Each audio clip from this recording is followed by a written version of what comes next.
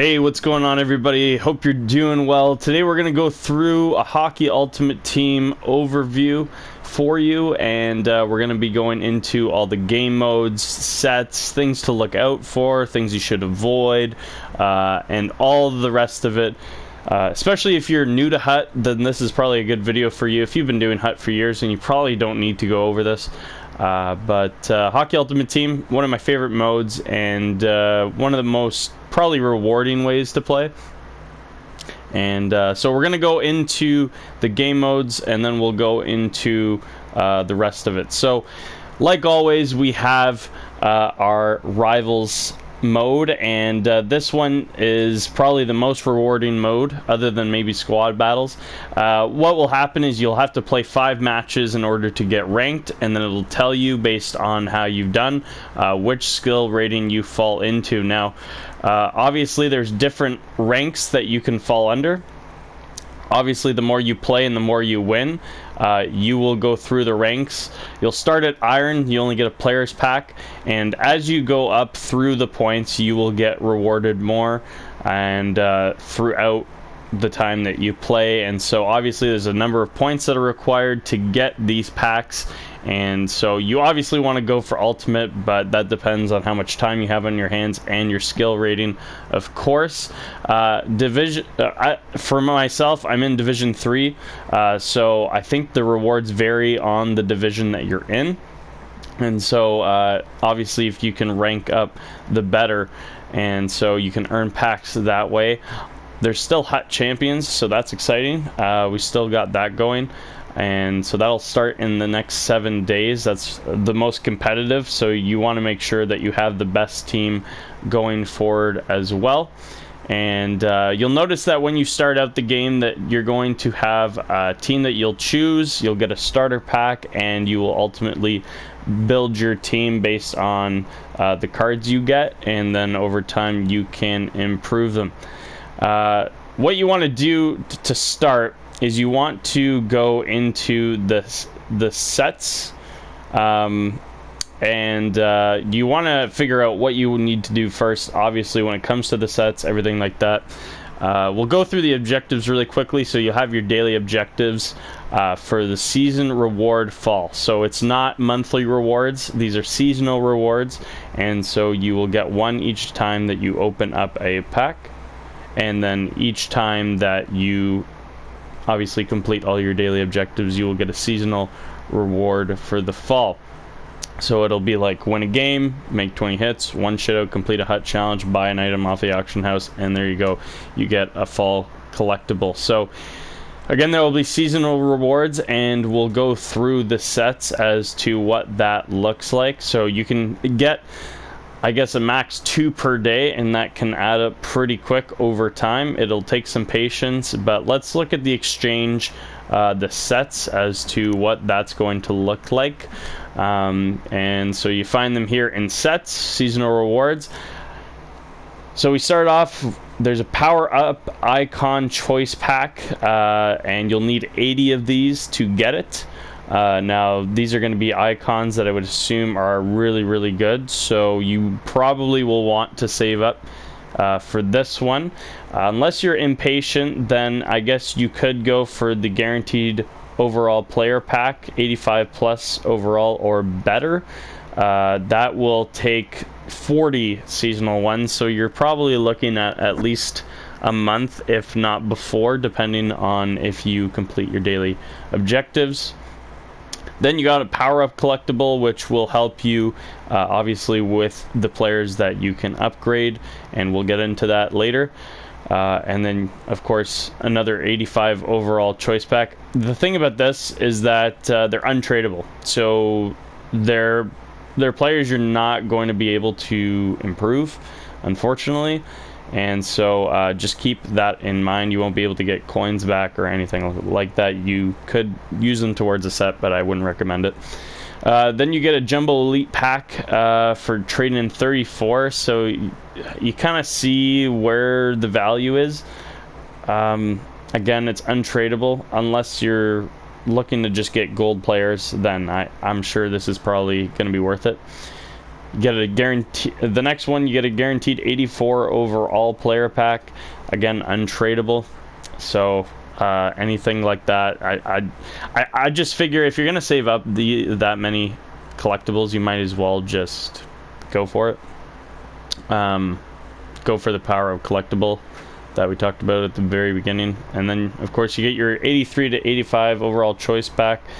This is if you're real, like, I don't see why anybody would do this unless you're really desperate to get ahead.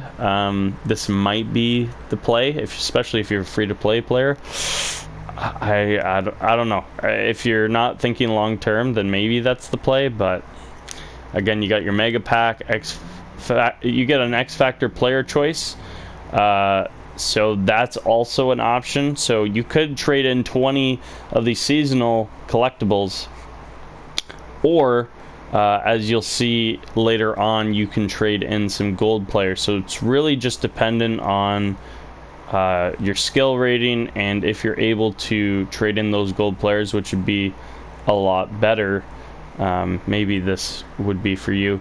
Then you get an 84 overall choice pack. Again, I wouldn't recommend, but you got your premium players pack, 83 overall, premium pack, 80 to 82 overall. That's, in my opinion, not worth it, because early on in the game, you can, based on the packs that you get, especially if you got the X Factor choice pack for the pre-order, then this is not worth it at all, and base pack.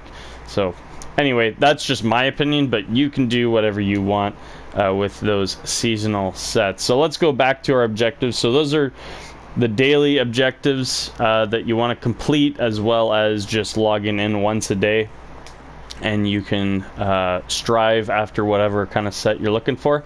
Then you have your weekly sets. They're complete already, but what the weekly sets, they'll be very similar to the daily. However, there will be obviously more to do in terms of how many hits, games won, goals scored, all that. The other thing too is the tutorial. If you're just starting out, just complete these. All you got to do is read them and just press on them and then collect it, and you'll get a mini pack. At least it'll start you off. It's something. Training camp as well. There's also sets that can be completed with this, or objectives, and so those are really easy to do. It didn't take me much time, depending again how much time you have. All right, so let's go into the rest of the sets. And you'll notice that there were some training camp sets, there were some X Factor sets, so let's go one at a time. This is for EA Access, so this is probably not going to apply to most people. You can trade in some training camp collectibles to get an 80 overall choice pack or a training camp collectible pack. I don't know that these are worth it. I would probably just gloss over these, wait till the next event comes out. Then you got your X Factor sets, which we were talking about. So you could trade in your seasonal fall collectibles, but you could also trade in 20 gold players. Now and it could be any type of gold player. Just make sure that if you're going to trade in gold players, they're not going to be NHL players, because you will need them for something else, which we will touch on in just a second. So you could give in 20 gold players. I would recommend untradeable, ones you can't use, but if you do have to use them and you're desperate for an X Factor player choice pack, then I suppose you could do that and try your luck. The cooldown is 31 days, so just be aware of that you're gonna want to just make sure you have those 20 players set aside. You know which players to put in here, so it gives you lots of time, but you won't be able to trade them in like a madman. The other thing too, there's Powerup Collectibles, so you can exchange gold players for Powerup Collectibles, which you'll need for, I would assume, icons or other X Factors, I would think. Yeah, make sure that you're keeping an eye out for that. I don't know what the cooldown for that is, but that's something to check out. And then you got your one Powerup Collectible. Same thing, really. It's just these are 80 plus overall gold players. So really you're trading in less, but you're trading in more at the same time. So you're not trading in as many players, but you're trading in more value because they're 80 plus overall players. I wouldn't recommend doing this just because you're going to need them for the team builder sets, which unless you're looking to complete those, then I mean, have at it. But these are 80 plus overall players, so unless you maybe have duplicates, you could use it for this. But in any case, those are the X Factor sets. It's a big part of Hockey Ultimate Team this year, so hopefully you pull something pretty sweet. The team building sets. Now, this is what I wanted to talk about. They have a set of players similar to the end of last year where you can trade in players from each team, and if you complete a division, you can get certain players. Now, we'll go through them. We have all these icon players that you can get, but you have to trade in all players from each of these teams in order to get said players and then trade them in for a 90 overall player. So maybe that didn't make sense. Let me help you out. So for example, the Anaheim Ducks, you need to trade in all these players. Okay, so you have to trade in some players that are 74 to 79. You don't have to trade in specific players. That was something that was in 21. This year it's not the same. So you can trade in 74 to 79 Anaheim overall Duck players. Okay, and then you need to trade in some 80 to 83 overall players as well. Now they can be duplicates, so that's a good thing. So it won't take as long to finish. And then once you complete the set, you would get Andy McDonald. And Andy McDonald would go to, I believe, which division is it? I can't remember. Yeah, the Pacific Division. So there's Andy McDonald right there. You would get the 85 overall, and you could put him into this set. And then once you collect all 8 by completing those teams, then you would get a 90 overall player. So all the teams are there, and so that's why I say keep your NHL players, because you'll want to put them in these team building sets, so that way you can trade in for the 85 overalls and ultimately perhaps get a 90 overall. It's going to be hard to collect all of them, but hey, you know, build off whatever teams are working for you, or just concentrate on one division at a time. So it's really up to you how you want to do that and where you want to put your resources. Another thing, as always, we have the bronze upgrade system. Basically these trade-in sets that you can do. So you can trade in 8 bronze players for 2 silver players. Obviously do it, because it's bronze players aren't gonna hold a lot of weight anyway. You got your silver to gold. Silver, I would say, is worth doing unless they're tradable. Maybe try to sell them, but it gives you 2 more gold players, which again are going to hold a lot of weight when it comes to trading them in for the X Factors and so on and so forth. Then you got your gold player exchange, where you can trade in 8 gold players for 1 with, you know, 180 overall or higher. I mean, I don't know if it's really worth it, because you could use those players for other things, unless you're really trying to try your luck.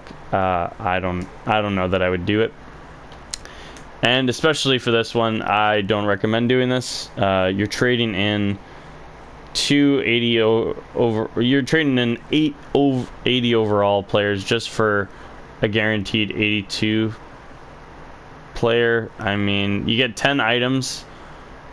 They're all players. 5 of them are gold. One, I don't know. It's a gamble. In my mind, I wouldn't do it. But hey, if you're desperate, sometimes that happens. All right, we're almost through it. Now we got these logo, jersey, basically all the things in packs that nobody really cares about. These items are going to be in for trading, which is great, because usually they'd be kind of a waste. So you have your bronze logos, bronze jerseys, and same with silver, gold, and coaches, arenas, jerseys. So they're all there. You can trade them in and get packs for them. And then you can also trade in these other useless items like jersey numbers, captaincy items, celebration exchanges. Unless you're going to apply them to a player that you really love, you could do that.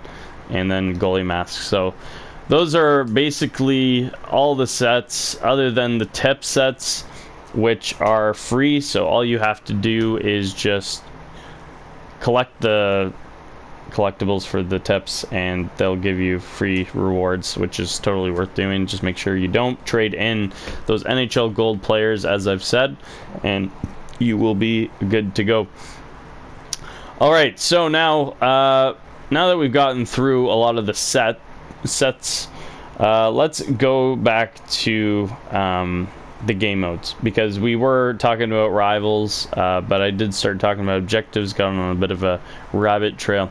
Another one of the modes that you can try out is Squad Battles. Squad Battles is an offline game that you play against other squads out there. And so what you can do is there will always be different opponents. The good thing is, though, there is no time limit, and you can refresh the opponents. You have up to 8 times you can do that. It's a week that you can play, and so you can click on a team and you can customize the difficulty. Obviously, the more difficult, you will get more points, and then you can also choose the amount of time that you want to set to it. So the lower the minutes and the lower the difficulty, obviously the lower the points, and so those points will add up. And then the good thing is that you can play the team of the week, and when you play the team of the week, you earn 2 times the points, and the same thing applies there as far as the difficulty and time. Now, you got the ranks very similar to Rivals. As you play through, you will earn points. I would say just grind this out. If you have the time and you want to get some quick games in, get these done. Honestly, it's reasonable to think that you can get between pro and elite if you're really committed and you really want some good packs. Then hey, by all means, grind to the top. And man, like, look at those rewards. Like that's if you're, like, you know, really committed to squad battles and getting the top rank, then I would highly recommend it. I mean, here's the thing. A lot of us, we don't have that amount of time, but squad battles is an easy way to get some packs later in the week. So just keep that in mind. The other thing too you have to remember is that as you're going, you only get a certain amount of opponents, a certain amount of games. So just keep that in mind. You only get 37, so make the most of the 37 that you got. So there's another way of getting some packs. Another way, Hut Rush. This is another game mode that if you're low on time, you don't have much to do, you know, you could grind this out. But if you don't have much time, this might be a good game mode to just, you know, quickly go through. You have 3 sets of modes you can play in Hut Rush. So you got your 3v3 Hut Rush, where you basically draft a lineup and Matthews is your core player, and it's competitive and you can just play till 3. It's 1 period, so whatever the score is at the end, you can win. And so you got your objectives, as you can see right here, and you get points for completing those objectives, which will ultimately lead to getting rewarded. And so as you can see, if we go all the way back, you can, as you earn points, you'll receive silver, gold packs, and it'll keep on progressing until you get near the end, and you'll get a Jumbo Premium Pack, Powerup Collectible, that sort of thing. So, you know, try out the modes, because if you do the basics of each mode in Hut Rush, you can easily get to the end. And just remember, there's a time limit on, so 1 day remaining at least for this week, and then it'll refresh, and so you can do it again. But it's just a quick way to get rewards if you really don't have the time, or if you're just looking to grind out something really quick. It just gives you a bit of a boost, which is nice. So I feel like I've fleshed out a lot of this, but I figure we should talk about a couple more things. Right, so we've talked about daily objectives, Hut Rush, rivals, all those things, squad battles even. Here's the other thing. We have Hut challenges. These are, it's one of those things where you can choose how much time you want to put to these, and you get rewarded. So again, if you want the training camp collectible packs, I mean, go for it, but you're probably gonna have, more than likely, I just don't think early on it's worth it. You're probably gonna have players that are gonna exceed the ones that you get for completing these. However, you do get coins, so if you're looking to get a boost in coins, I mean, great. They're on rookie mode, so they're easy to do, and you can see that they're, you know, you have your difficulty Hut challenges. So but I don't know, I wouldn't grind them out necessarily. I mean, you could, but yeah, I don't know, unless you're really desperate for coins and you want to get through those, you could grind those out if you have a lot of time and do it that way. Then you got skill challenges. I don't know if this was in last time, but basic, yeah, okay, so they're basically the same. Yeah, so anyway, you can choose how much time you want to do offline modes if you're just looking to build your team up, get some coins, that sort of thing, and whatnot. So yeah, and I think that's about it. Again, there's no team synergies this year, so it's basically all about the individual. And so I'll be going into other videos about what players to look for, what players to kind of avoid. But on my team, I've got a Matthew Barzal X Factor. He's probably one of the best ones. What you'll notice here is that X Factor players do have tier progression, which means that throughout the tiers you can use coins to upgrade their stats, and as you do that, they will obviously become better in certain areas, and they will unlock certain synergies and superstar abilities. Zone ability, you can the zone ability for Barzal, as far as I'm concerned, Elite Edges, he's a phenomenal card. I'm hoping to get the base Matthew Barzal. I don't really want to dish out 40,000 coins, but he is a really good player and someone I'll look to power up. So but yeah, you'll also notice here too, for your team sets, is that you have manage abilities in the top right corner. Each player is going to have a certain amount of ability points that they take up.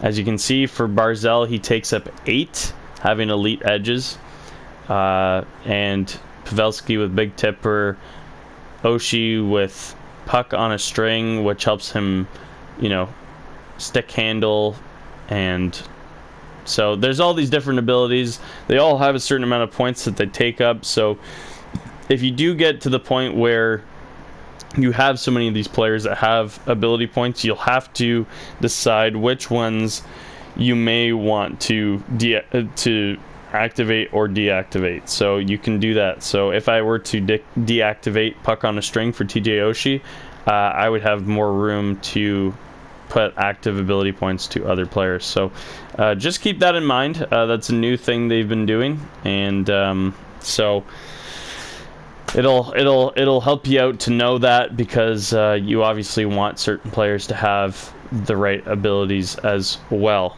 But that's a brief overview of Hockey Ultimate Team, and hopefully that was helpful for you. If you have any questions, let me know, and if you're looking to play sometime, let me know as well. It would be awesome to see you online. But that's it for Hockey Ultimate Team, just an overview to help you guys out. But if you want to watch me on Twitch, go ahead and do that. And it'd be great to see you there, talk some hockey, and do some gameplay. But yeah, thanks for watching, guys, and we'll see you in the next video. Take care, guys.